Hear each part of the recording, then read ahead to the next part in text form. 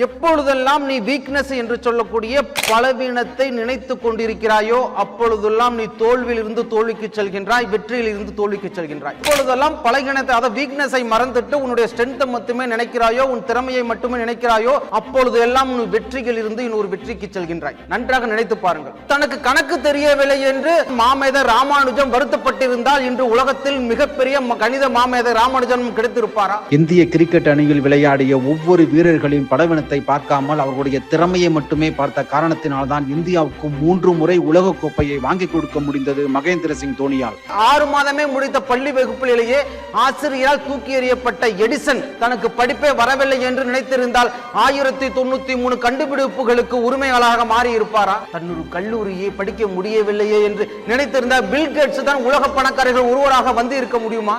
வாழ்க்கையில் வெற்றி பெற்றவர்கள் எல்லாம் தன்னிடம் உள்ள பலவீனத்தை, தன்னிடம் உள்ள வீக்னஸை மறந்துவிட்டு தன்னிடம் உள்ள திறமையை மட்டுமே நினைத்து வாழ்ந்து காட்டியவர்கள்.